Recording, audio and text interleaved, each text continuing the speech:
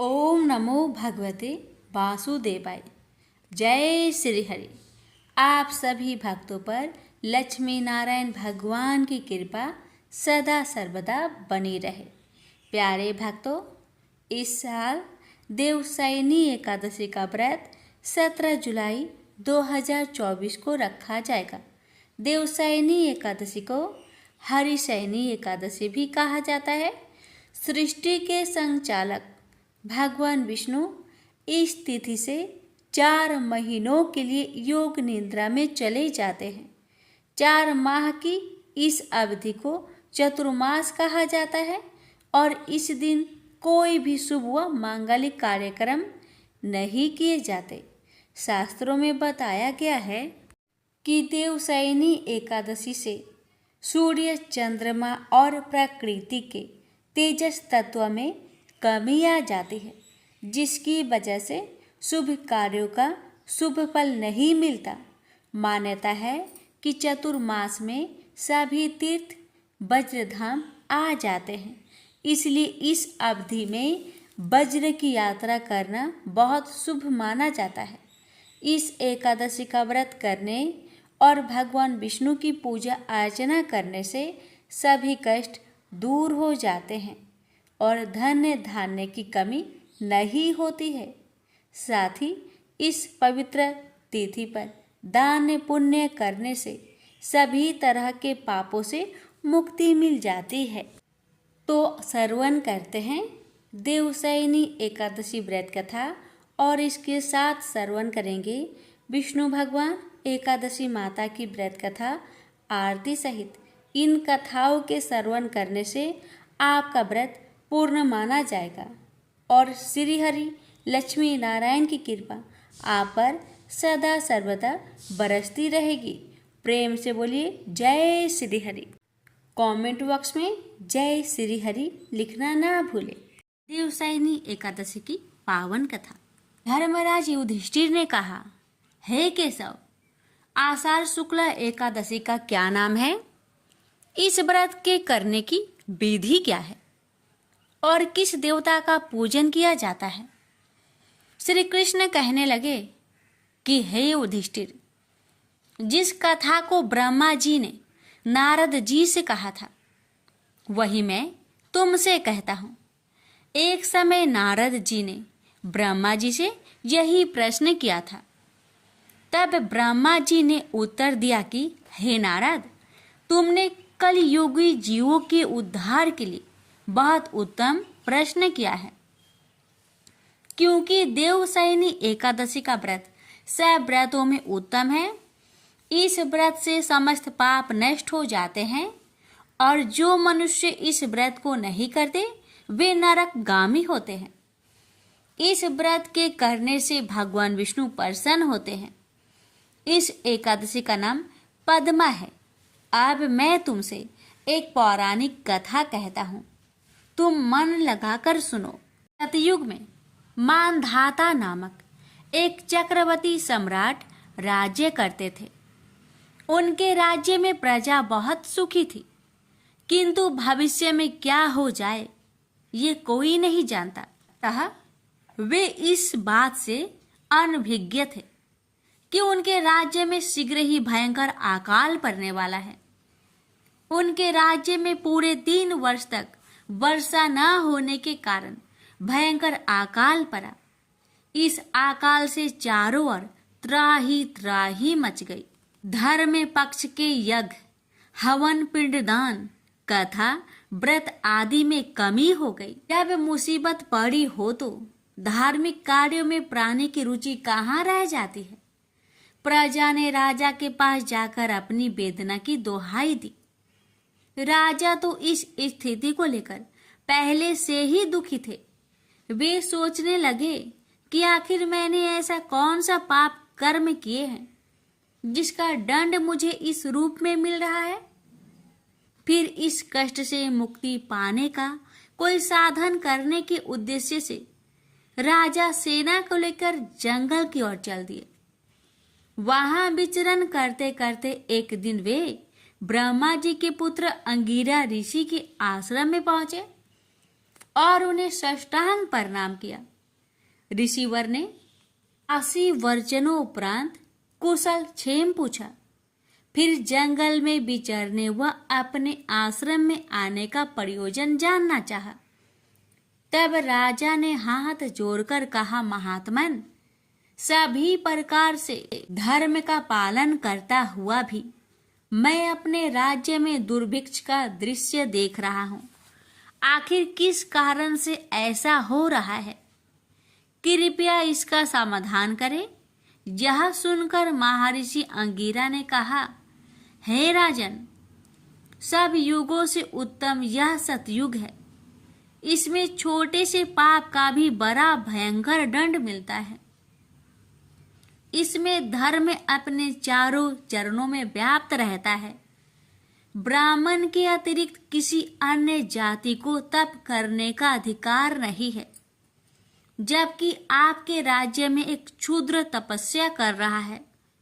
यही कारण है कि आपके राज्य में वर्षा नहीं हो रही है। जब तक वह काल को प्राप्त न होगा, तब तक यह दुर्भिक्ष शांत नहीं होगा। दुर्भिक्ष की शांति उसे मारने से ही संभव है। किंतु राजा का हृदय एक नर अपराध क्षुद्र तपस्वी का समन करने को तैयार नहीं हुआ। उन्होंने कहा, हे देव, मैं उस निरपराध को मार दूं, यह बात मेरा मन स्वीकार नहीं कर रहा है। कृपा करके आप कोई और उपाय बताएं। महर्षि अंगिरा ने बताया, आषाढ़ माह के शुक्ला पक्ष की एकादशी का व्रत करें। इस व्रत के प्रभाव से अवश्य ही वर्षा होगी। राजा अपने राज्य की राजधानी लौट आए और चारों वर्णों सहित पद्मा एकादशी का विधि पूर्वक व्रत किया। व्रत के प्रभाव से उनके राज्य में मूसलाधार वर्षा हुई और पूरा राज्य धन्य धान्य से परिपूर्ण हो गया। ब्रह्मा वैवर्त पुराण में देवशयनी एकादशी के विशेष महात्म्य का वर्णन किया गया है। इस व्रत से प्राणी की समस्त मनोकामनाएं पूर्ण होती है। एक बार भगवान विष्णु जी शेष नाग पर बैठे बैठे बोर हो गए और उन्होंने धरती पर घूमने का विचार किया। वैसे भी कई साल बीत गए थे। धरती पर आए और वह अपनी यात्रा की तैयारी में लग गए। स्वामी को तैयार होता देखकर लक्ष्मी माँ ने पूछा, आज सुबह सुबह कहाँ जाने की तैयारी हो रही है? विष्णु जी ने कहा, हे लक्ष्मी, मैं धरती लोक पर घूमने जा रहा हूँ। तो कुछ सोचकर माता ने कहा, हे देव, क्या मैं भी आपके साथ चल सकती हूँ? भगवान विष्णु ने 2 पल सोचा और फिर कहा, एक शर्त है, पर तुम मेरे साथ चल सकती हो। तुम धरती पर पहुंचकर उत्तर दिशा की ओर बिल्कुल मत देखना। इसके साथ ही माता लक्ष्मी ने हाँ कहकर भगवान के साथ चल पड़ी। सुबह सुबह माँ लक्ष्मी और भगवान विष्णु धरती पर पहुंच गए। अभी सूर्य देवता निकल रहे थे। रात बरसात होकर हटी थी। चारों ओर हरियाली ही हरियाली थी। उस समय चारों ओर बहुत शांति थी और धरती बहुत ही सुंदर दिख रही थी। और माँ लक्ष्मी मंत्र मुक्त होकर धरती को देख रही थी और भूल गई कि पति को क्या वचन देकर आई है, और चारों ओर देखती हुई कब उत्तर दिशा की ओर देखने लगी, पता ही नहीं चला। उत्तर दिशा में माँ लक्ष्मी को एक बहुत ही सुंदर बगीचा नजर आया और उस तरफ से भीनी भीनी खुशबू आ रही थी और बहुत ही सुंदर सुंदर फूल खिले थे।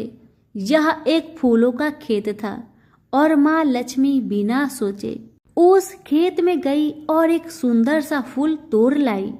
लेकिन यह क्या, जब माँ लक्ष्मी भगवान विष्णु के पास वापिस आई तो भगवान विष्णु की आंखों में आंसू थे और भगवान विष्णु ने माँ लक्ष्मी को कहा कि कभी भी किसी से बिना पूछे उसका कुछ भी नहीं लेना चाहिए, और साथ ही अपना वचन भी याद दिलाया।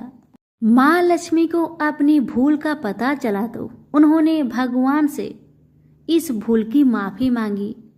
तो भगवान विष्णु ने कहा कि जो तुमने भूल की है उसकी सजा तो तुम्हें जरूर मिलेगी। जिस माली के खेत से तुम बिना पूछे फूल तोड़ा है वह एक प्रकार की चोरी है, इसलिए अब 3 साल तक माली के घर नौकर बनकर रहो। उसके बाद मैं तुम्हें बैकुंठ वापस बुलाऊंगा। माँ लक्ष्मी ने चुपचाप सर झुकाकर हाँ कह दी और फिर माँ लक्ष्मी एक गरीब औरत का रूप धारण करके उस खेत के मालिक के घर गई।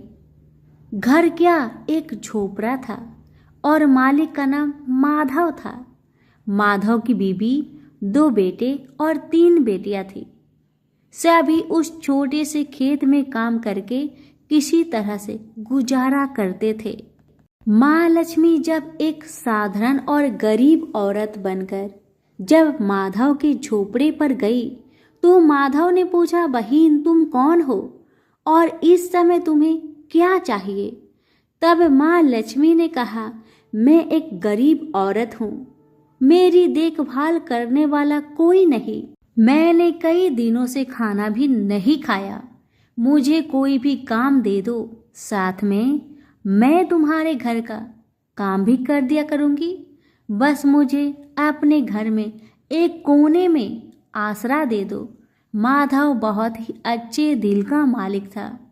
उसे दया आ गई, लेकिन उसने कहा, बहन मैं तो बहुत गरीब हूँ, मेरी कमाई से मेरे घर का खर्च मुश्किल से चलता है, लेकिन अगर मेरी 3 की जगह 4 बेटियां होती तो अभी मुझे गुजारा करना ही था। अगर तुम मेरी बेटी बनकर जैसा रूखा सूखा हम खाते हैं उसमें खुश रह सकती हो तो बेटी बनकर अंदर आ जाओ। माधव ने माँ लक्ष्मी को अपने झोपड़े में शरण दे दी और माँ लक्ष्मी 3 साल तक उस माधव के घर पर नौकर बनकर रही। जिस दिन माँ लक्ष्मी माधव के घर आई थी उससे दूसरे दिन ही माधव को इतनी आमदनी हुई, फूलों की कमाई से ही शाम को एक गाय खरीद ली। धीरे धीरे माधव ने काफी जमीन खरीद ली और सब ने अच्छे अच्छे कपड़े भी बनवा लिए और फिर एक बड़ा पक्का का घर भी बना लिया। बेटियों और बीबी ने गहने भी बनवा लिए और अब मकान भी बहुत बड़ा बनवा लिया था।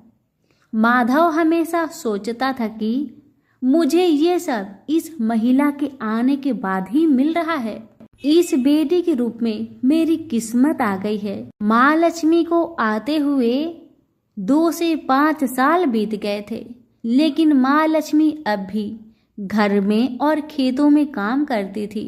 एक दिन माधव जब अपने खेतों से काम खत्म करके घर आया तो उसने अपने घर के सामने द्वार पर एक देवी स्वरूप गहनों से लदी एक औरत को देखा।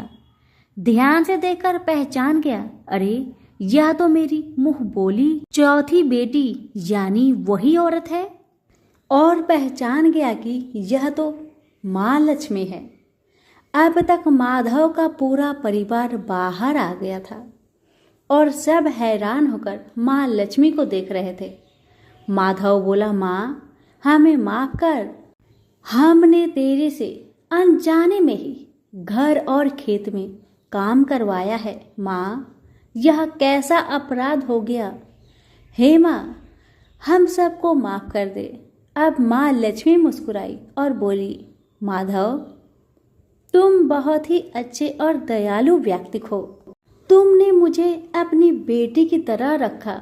इसके बदले में मैं तुम्हें वरदान देना चाहती हूँ कि तुम्हारे पास कभी भी खुशियाँ की और धन की कमी नहीं रहेगी। तुम्हें सारे सुख मिलेंगे जिसके तुम हकदार हो। और फिर माँ अपने स्वामी के दोबारा भेजे रथ में बैठकर बैकुंठ चली गई।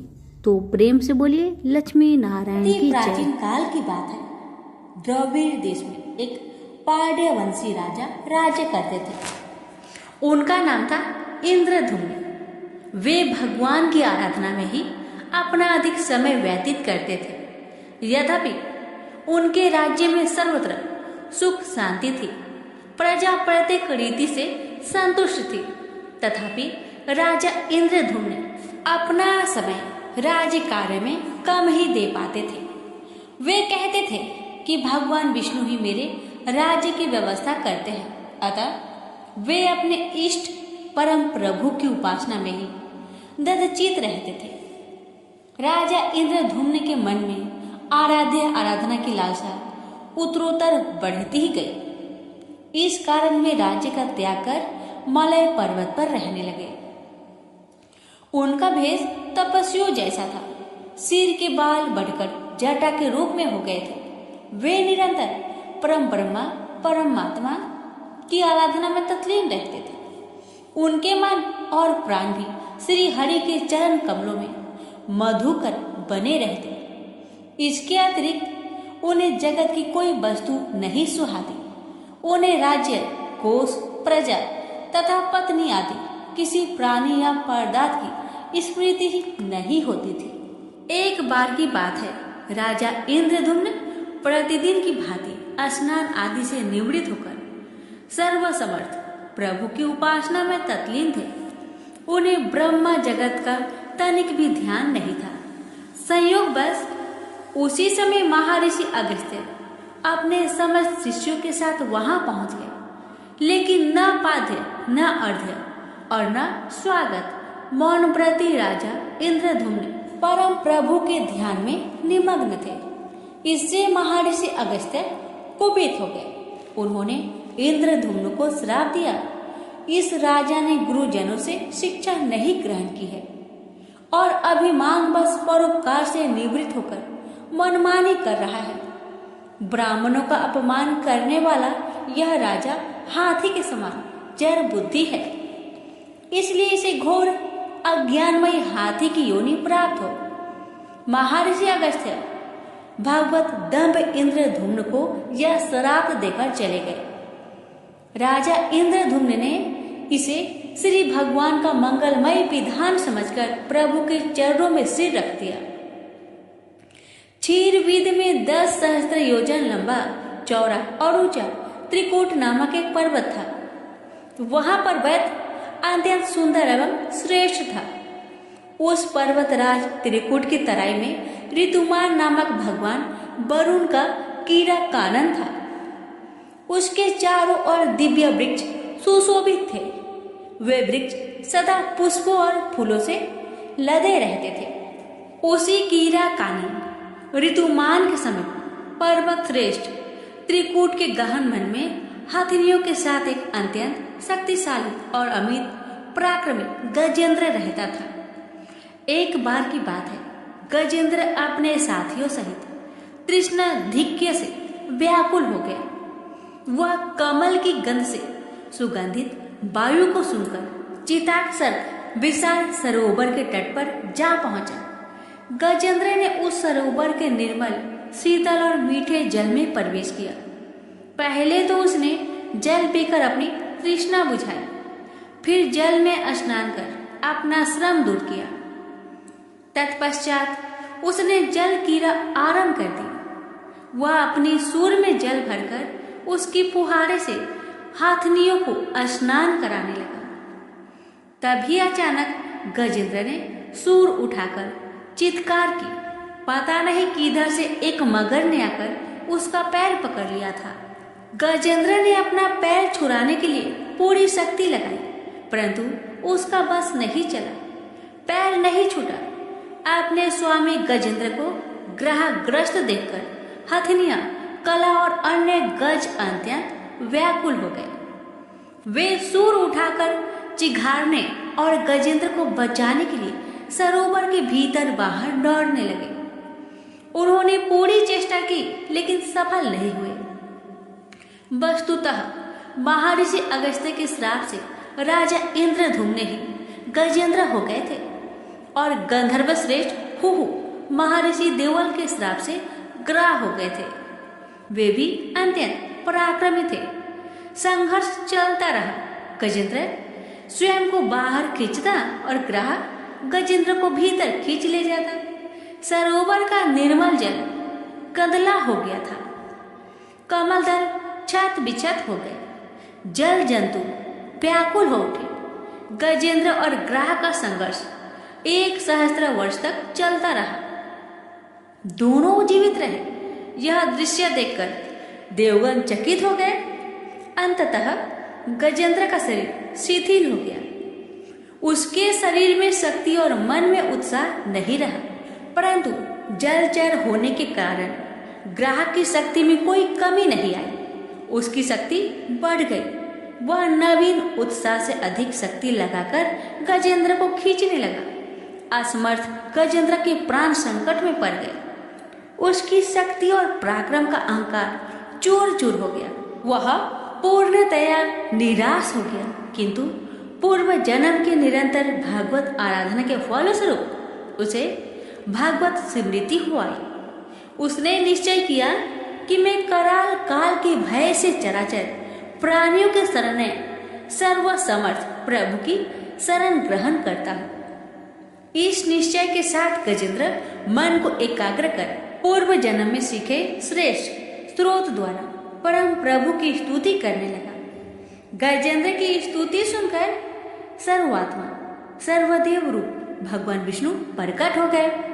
गजेंद्र को पीड़ित देखकर भगवान विष्णु गरुड़ पर आरूढ़ होकर अत्यंत शीघ्रता से उक्त सरोवर के तट पर पहुंचे। जब जीवन से निराशा तथा पीड़ा से छटपटाते गजेंद्र ने हाथ में चक्र लिए गरुड़ारूढ़ भगवान विष्णु को तीव्रता से अपनी ओर आते देखा। उसने कमल का एक सुंदर पुष्प अपनी सूर में लेकर ऊपर उठाया और बड़े कष्ट से उसने कहा, नारायण जगत गुरु भगवान, आपको नमस्कार है। गजेंद्र को अत्यंत पीड़ित देखकर भगवान विष्णु गरुड़ की पीठ से कूद पड़े और गजेंद्र के साथ ग्राह को भी सरोवर से बाहर खींच लाए और तुरंत अपने तीक्ष्ण चक्र से ग्राह का मुख फाड़कर गजेंद्र को मुक्त कर दिया। ब्रह्मा आदि देवगण श्री हरि की प्रशंसा करते हुए उनके ऊपर स्वर्ग सुमनों की वृष्टि करने लगे। सिद्ध और ऋषि महर्षि परम ब्रह्मा भगवान विष्णु का गुणगान करने लगे। ग्राह दिव्य शरीरधारी हो गया। उसने विष्णु के चरणों में सिर रखकर प्रणाम किया और भगवान विष्णु के गुणों की प्रशंसा करने लगा। भगवान विष्णु के मंगलमय वरद हस्त के स्पर्श से पाप मुक्त होकर अभिशप्त कुहू गंधर्व ने प्रभु की परिक्रमा की और उनके त्रिलोक्य बंदित चरण कमलों में प्रणाम कर अपने लोक को चला गया। भगवान विष्णु ने गजेंद्र का उद्धार कर उसे अपना पार्षद बना लिया। गंधर्व सिद्ध और देवगण उनकी लीला का गान करने लगे। गजेंद्र की स्तुति से प्रसन्न होकर भगवान विष्णु ने सबके समक्ष कहा, प्यारे गजेंद्र, जो लोग ब्रह्म मुहूर्त में उठकर तुम्हारी की हुई स्तुति से मेरा स्तवन करेंगे, उन्हें मैं मृत्यु के समय निर्मल बुद्धि का दान करूंगा। यह कहकर भगवान विष्णु ने पार्षद रूप में गजेंद्र को साथ लिया और गरुड़ारूढ़ होकर अपने दिव्य धाम को चले गए। तो प्रेम से बोलिए लक्ष्मी नारायण की जय। पौराणिक कथाओं के अनुसार एक गांव में एक विधवा अपनी बहू के साथ रहती थी। उसकी बहू मंद बुद्धि वाली थी, जो अपनी भूख बर्दाश्त नहीं कर पाती थी और हमेशा खाने के लिए उतारू रहती थी। वह सबसे पहले उठकर खाना खाती थी, फिर घर के बाकी काम किया करती थी। एक दिन विधवा ने अपने घर में पूजा करवाने का सोचा, लेकिन वह थोड़ी परेशान थी क्योंकि उसकी बहू अगली सुबह उठते ही खाने के लिए दौड़ेगी और पूजा के लिए बनाए गए पकवान को जूठा कर देगी। अपनी बहू को पूजा के लिए बनाए गए पकवान से दूर रखने के लिए विधवा ने एक तरीका निकाला। पूजा वाले दिन उसने एक मटका लिया और उसके नीचे एक छेद कर दिया और अपनी बहू से बोली कि आज तू पूजा है, इसलिए खाना खाने से पहले पानी भर के ले आओ। बहू भी चालाक निकली। उसने देख लिया था कि विधवा ने मटके के नीचे छेद कर दिया है, इसलिए वह अपनी साड़ी में आटा बांधकर पनघट पर चली गई। वहां उसने आटा निकाला और कुएं के पानी के मदद से बाटियां बनाने लग गई। कुएं के पास ही एक शमशान था जहां चीता जलाई जा रही थी। बहू ने उसकी आंच में अपनी बाटियां सेक ली। उसकी बाटियां सूखी थी तो वह पास में ही गणेश भगवान का एक मंदिर था। बहू वहां पर चली गई जहां गणेश जी को किसी ने चोला चढ़ाया हुआ था। उसने देखा कि गणेश जी की तोंद पर घी लगा हुआ है। उसने उस घी को अपनी बाटी पर लगा लिया और उसका भोग गणेश जी को लगाकर वह बाटी खा ली और बहू घर वापस चली आई। बहू की इस हरकत पर गणेश जी को बहुत गुस्सा आया और उन्होंने गुस्से में अपने नाक पर उंगली चढ़ा लिया। जब गांव वाले ने देखा कि गणेश जी ने अपने नाक के ऊपर उंगली चढ़ा लिया है तो उन्हें मनाने के लिए बहुत जद्दोजहद किया गया, लेकिन गणेश जी ने अपनी उंगली वापस नहीं उतारी। जब यह बात राजा को पता चली तो राजा ने बड़े बड़े पंडितों और ज्योतिषों को बुलवाया और हवन करवाया, लेकिन गणेश जी फिर भी नहीं माने। सब बहुत चिंतित थे। राजा ने पूरे गांव में यह ऐलान करवा दिया कि जो भी इंसान गणेश जी की नाक पर से उंगली हटाने में सफल होगा उसे इनाम के तौर पर 5 गांव दिया जाएगा। गांव के सभी लोग गणेश जी को मनाने आए, लेकिन गणेश जी किसी से भी न माने और अपनी उंगली नाक पर चढ़ाए रखे। अंत में विधवा की बहू बोली कि अगर सब उसे आज्ञा दे तो वह गणेश जी की उंगली हटा सकती है। उसकी बात सुनकर उसकी विधवा सासू माँ हंसने लगी और बोली कि जब बड़े बड़े विद्वान कुछ नहीं कर पाए तो वह कैसे गणेश जी को मना पाएगी। तब किसी ने बोला कि जब सब लोगों को मौका मिला तो उसे भी एक मौका मिलना चाहिए। फिर सभी लोग बहू को एक मौका देने के लिए मान गए, लेकिन बहू ने एक शर्त रखी। उसने कहा कि उसके घर से लेकर मंदिर तक पर्दा बांध दी जाए। सब लोगों ने सोचा कि इतना तो हो ही चुका है तो पर्दा बांधने में क्या जाता है। बहू के कहे अनुसार उसके घर से लेकर मंदिर तक पर्दा लगाया गया। बहू ने अपना दिमाग लगाया और वह अपने साड़ी की आंचल में मोगली छिपाकर मंदिर चली गई। अब बहू ने मंदिर में जाकर गणेश जी से बोला कि मैंने आपके तोंद से जरा सा घी क्या ले लिया, आपने अपने नाक पर उंगली चढ़ा ली। अब आप नाक पर से उंगली हटाइए या दूं एक मोगड़ी की, अभी आपके टुकड़े टुकड़े हो जाएंगे। बहू की यह चेतावनी सुनकर गणेश जी थोड़ा डर गए और उन्होंने सोचा कि यह तो पूरी पागल है, कहीं सच में यह मुझे मोगड़ी न मार दे। अब तो गणेश जी ने बिना सोचे समझे अपनी नाक पर से उंगली हटा ली, जिसे देखकर गांव वाले बहुत खुश हो गए और बहू का जय जयकार करने लगे। राजा के ऐलान के मुताबिक बहू को 5 गांव इनाम में दिए गए। यह कथा सुनकर लोग गणेश भगवान से यह मांगते हैं कि वह भी उस बहू की तरह सबकी बात मान जाए और उनकी सभी मनोकामनाएं पूरी करे। तो प्रेम से बोलिए गणेश महाराज की जय हो। एक नगर में एक गरीब ब्राह्मण अपनी पत्नी के साथ रहता था। वह भिक्षा मांग मांग कर अपना जीवन गुजारता और भगवान की पूजा में लगा रहता था। वह उतने ही भिक्षा मांगता जिससे उसके और उसके परिवार का पेट भर सके। उस नगर का राजा बहुत धनवान था और ब्राह्मणों का आदर करने वाला था। राजा किसी भी ब्राह्मण को अपने महल से खाली हाथ नहीं जाने देते थे।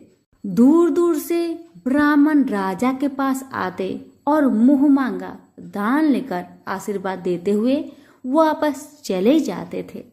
एक दिन ब्राह्मण की पत्नी ने ब्राह्मण से कहा कि दूर दूर के ब्राह्मण राजा से मनचाहा दान लेकर चले आते हैं और तुम भी यहाँ रहकर राजा के पास नहीं जाते।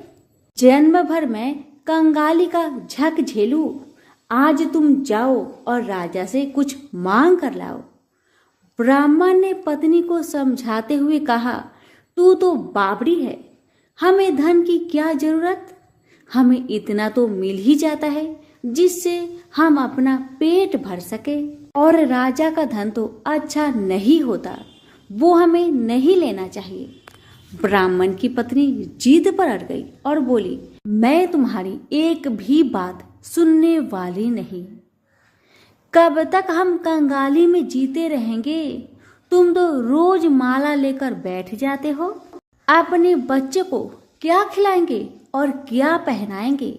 जब बच्चे दूसरे बच्चों को पहनते, ओढ़ते और खाते पीते देखेंगे तो उनका भी मन ललचाएगा।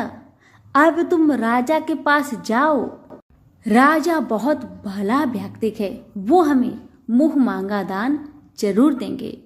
मजबूर होकर ब्राह्मण राजा के महल की ओर चल पड़ा, पर राजा उस समय महल में नहीं था। ब्राह्मण को वापस लौटना पड़ा। दूसरे दिन ब्राह्मण की पत्नी ने ब्राह्मण को फिर से महल में भेजा, परंतु राजा फिर से महल में नहीं मिला। तीसरे दिन राजा महल में गया और उसने ब्राह्मण का स्वागत किया और उसे आसन पर बैठाया और साथ में ब्राह्मण देवता से 2 दिन न मिल पाने के लिए क्षमा भी मांगी। राजा ने कहा, मैं आपकी क्या सेवा कर सकता हूँ? ब्राह्मण ने कहा, जो मैं मांगू वो आप दे सकेंगे? राजा ने कहा, हाँ हाँ कहिए, मैं आपकी क्या सेवा कर सकता हूँ? ब्राह्मण ने निवेदन किया, महाराज मैं कुछ और नहीं चाहता, बस आप मुझे अपने पसीने की कमाई से 4 पैसे दान में दे दीजिए।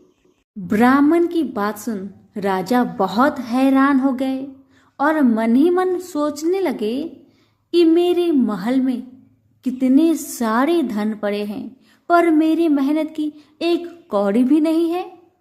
राजा ने ब्राह्मण से कहा, आप मुझे 1 दिन का समय दे, मैं कल आपको आपका मुंह मांगा दान दूंगा।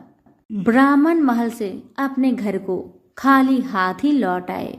ब्राह्मण को खाली हाथ आता देख पत्नी बोली, क्या हुआ, राजा ने कुछ दिया नहीं?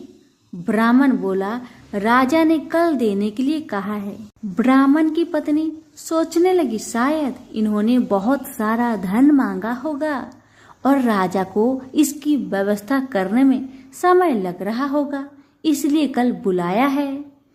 दूसरी ओर राजा ने अपने राजसी कपड़े बदलकर फटे पुराने कपड़े पहने और मजदूर जैसा भेष बना लिया।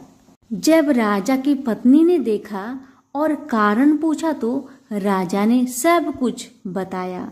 रानी बोली, मैं भी आपके साथ चलूंगी। राजा के हाँ कहने पर रानी भी पुरानी साड़ी पहनकर आ गई। इस प्रकार राजा रानी मजदूरी की तलाश में शहर निकले। लुहारों के मोहल्ले में जाकर राजा ने आवाज लगाई, किसी को मजदूर चाहिए? आखिरकार एक लुहार ने उन्हें बुला लिया, जो पहिए पर हाल चढ़ाने की तैयारी कर रहा था। उसने राजा से कहा, देखो तुम्हें पहले खलात ठोकनी पड़ेगी और जब आग आ जाए उसके बाद घन पिटना होगा। फिर रानी की ओर देखकर कहा, तुम्हें कुएं से पानी लेकर होदी भरनी होगी। और कोयले वाले घर से कोयला लेकर भट्टी में डालना होगा। तुम दोनों के दिन भर काम करने के लिए मैं तुम्हें 2-2 आने दूंगा। अगर काम पसंद हो तो बोलो, नहीं तो अपना रास्ता नापो।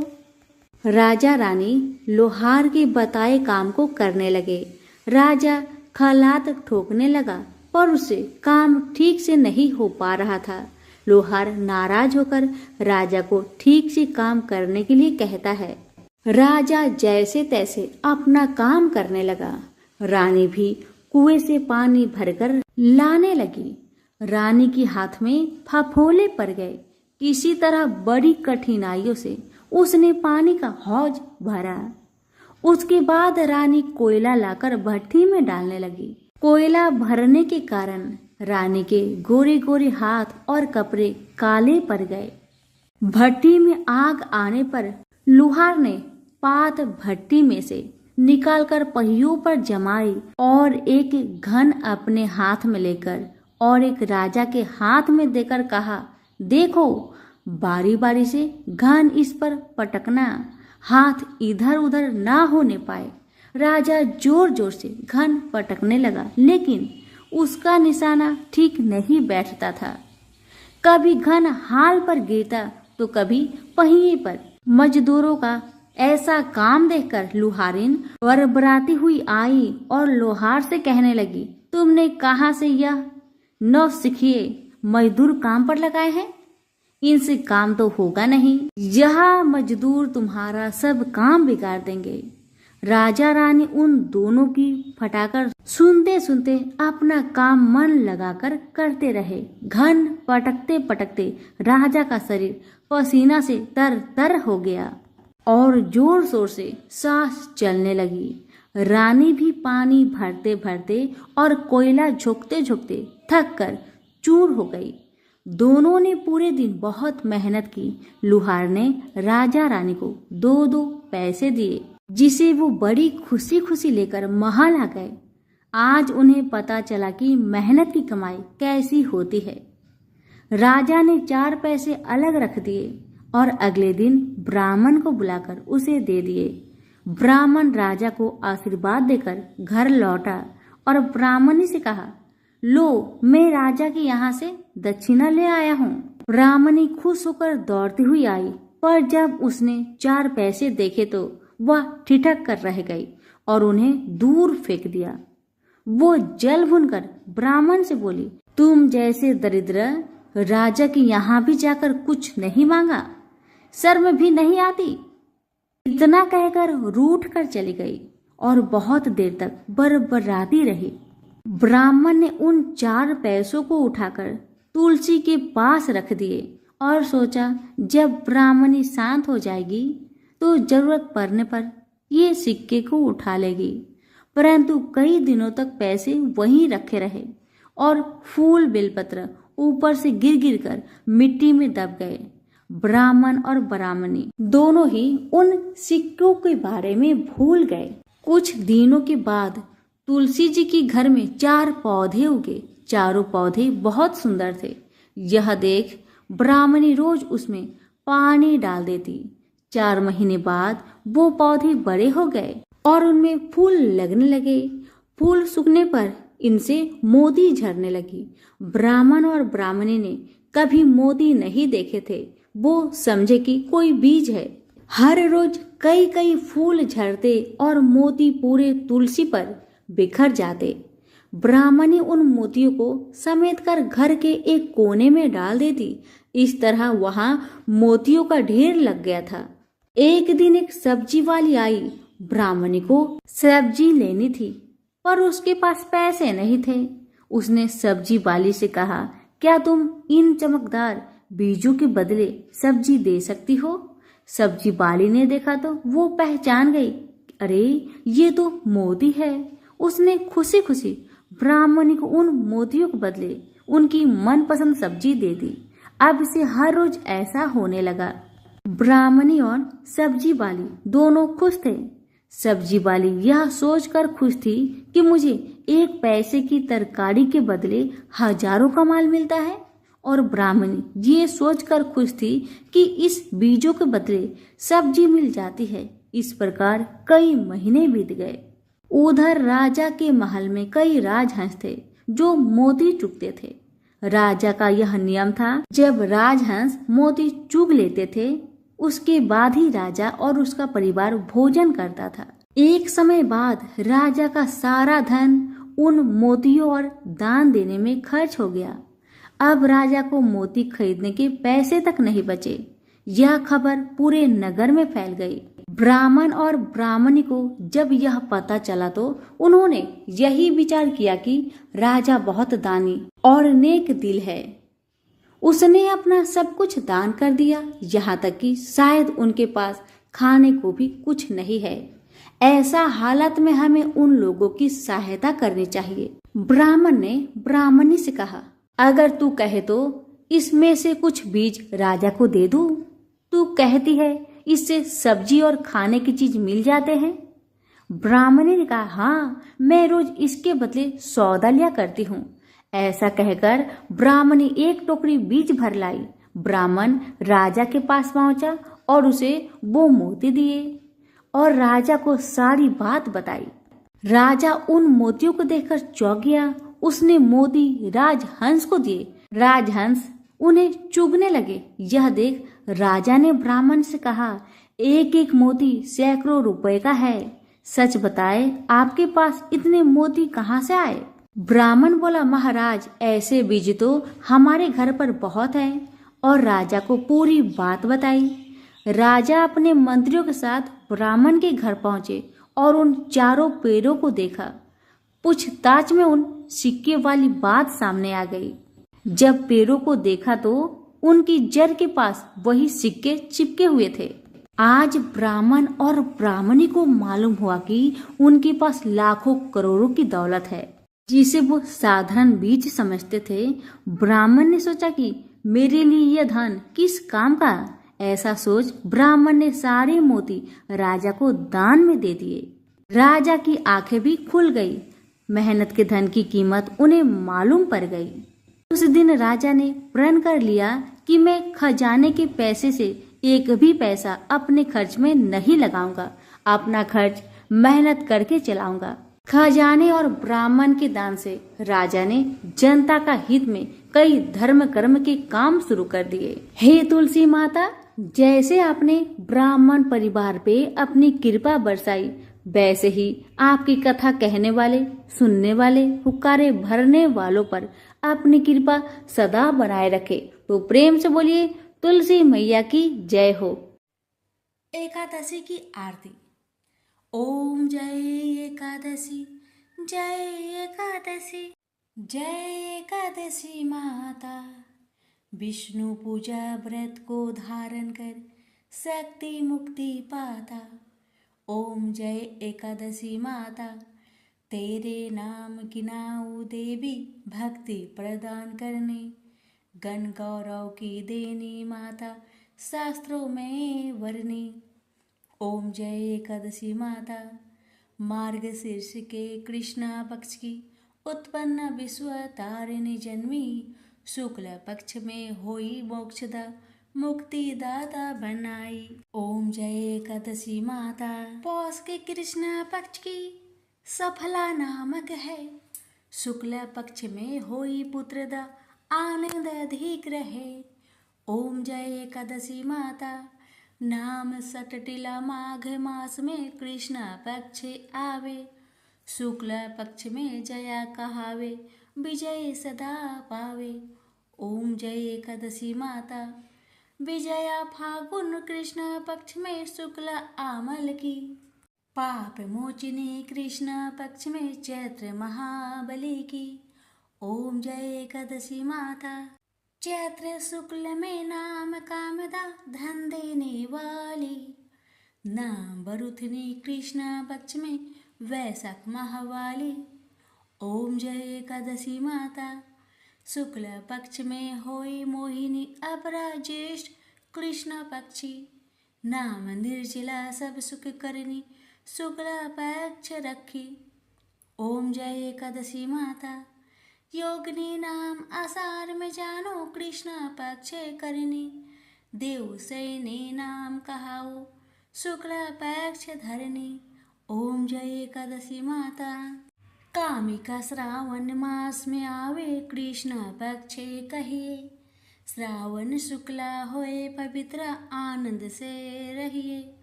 ओम जय एकादशी माता। अजा भाद्रपद कृष्णा पक्ष की परिवर्तनी शुक्ला। इंद्र आश्विन कृष्णा पक्ष में व्रत से भवसागर निकला। ओम जय एकादशी माता। पापंकुशा है शुक्ला पक्ष में, आप हरन हारी। रमा मास कार्तिक में आवे, सुखदायक भारी। ओम जय एकादशी माता। देवोत्थानी शुक्ला पक्ष की, दुख ना सके मैया। पावन मास में करो विनती, पार करो नैया। ओम जय एकादशी माता। परमा कृष्णा पक्ष में होती, जन मंगल करनी। शुक्ल मास में होई पद्मिनी, दुखे दरिद्र हरनी। ओम जय एकादशी माता। जो कोई आरती एकादशी की, भक्ति सहित गावे। जन गुर दीता स्वर्ग वासा, निश्चय वह पावे। ओम जय एकादशी माता।